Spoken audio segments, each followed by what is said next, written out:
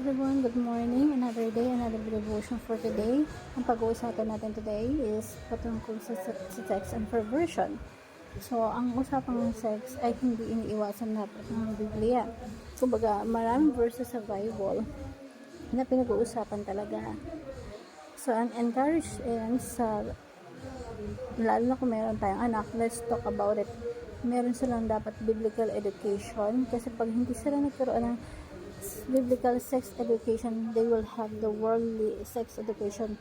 Yung mundo yung magtuturo sa kanila at hindi nyo magugustuhan, hindi natin magugustuhan yung ituturo ng mundo sa ating mga anak. So, dapat we have a sex biblically sa family natin. And sex and perversion is party ng series. And kumbaga sa theology, maraming binabanggit ang Biblia patungkol dito. So, God created sex to be pure, joyful, and life-giving. So, yung Diyos natin, hindi killjoy, hindi siya corny. Minsan kasi, yung ibang tao may thinking na yung Diyos, parang killjoy, ayaw niya masaya. Actually, siya yung nag-invento ng sex. And sex is beautiful and enjoyable. Sex is pleasurable. At ang Diyos ang may gawa ng God created that as a joyful, beautiful, and life-giving. Pero, nagkaroon ng problem. Sin corrupted it through lust. So, dapat kailangan pagtuunan ng pansin kasi yung lust nasa puso natin. Sin corrupted it. Adultery and immorality. The fall distorted the God's design. Yung pagkahulog ng tao sa kasalanan, yung original design ng tao, na yung original sex na maganda, mabuti, binaboy ng tao. Kinulo ng tao, distorted by people, distorted by human. So, they make it intimacy to idolatry, to make indulgence. And it slaves the heart. Yung katawan natin nilikha ng Diyos in order to glorify Him.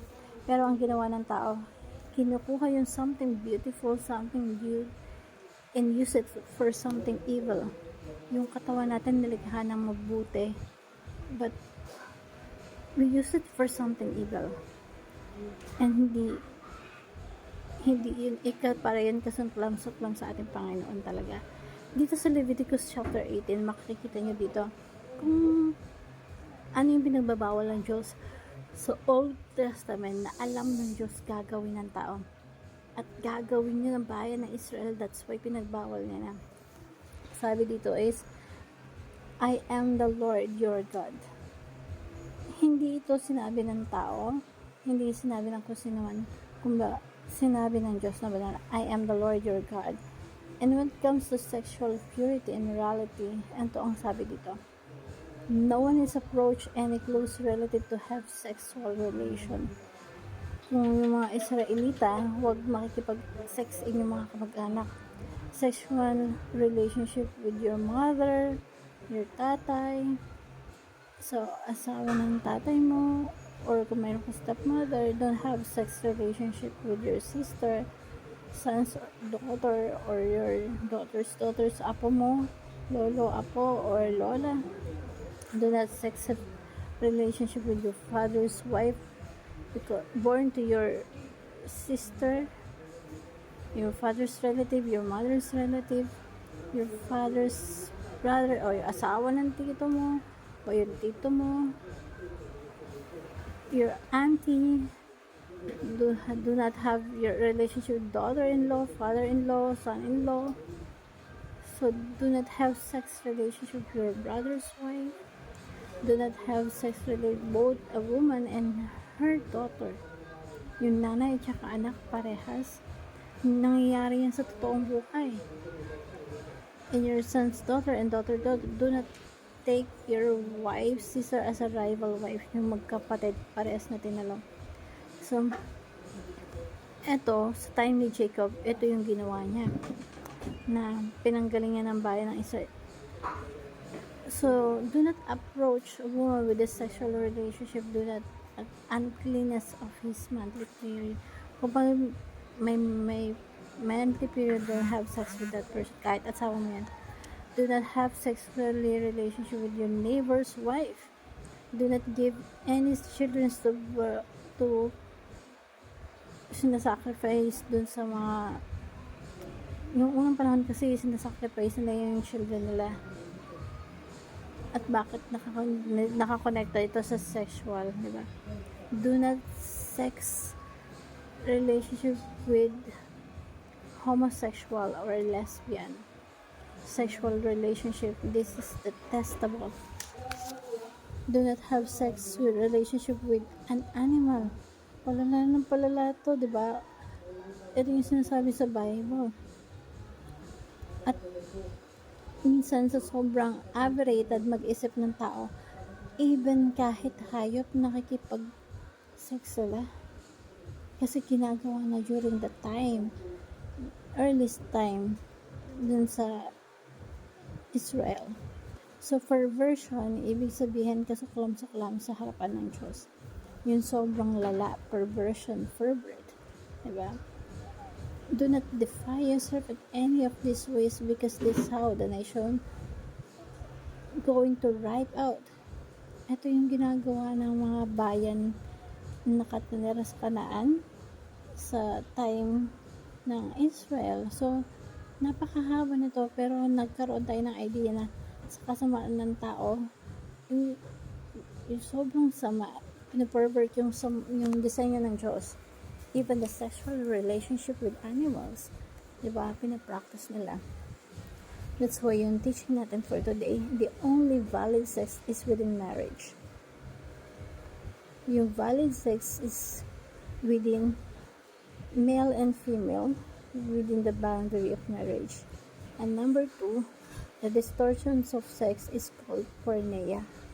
So, sa Biblia, pag inaral pag sinabi porneia, parang siyang umbrella na dun na nakapaloob lahat ng sexual immorality. So, pag sinabing porneia, yan yung nakuha yung pornography.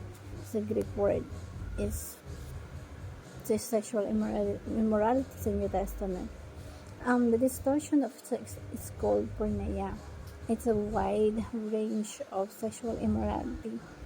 Porneia. So, yung porneia is distortions of God's original design. At ang ganyan yung design ng Diyos is sex is within the marriage boundaries.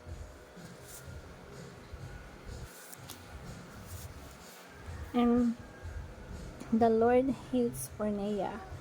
And so should we, dito pa lang sa Leviticus is talagang pinakita sa atin yung mga sexual immorality and aberrations ng mga people, yung mga magkakadago. Even sa New Testament, marami pa ng iba't ibang klase ng sex. Even sa panahon, lalo na sa panahon natin ngayon, diba? So, it's all kinds of sexual immorality, aberrated people, and God hates all of them. So, nagkakaroon tayo ng pagkamuhi. We tend to love those kinds of things kasi it satisfies the flesh, diba?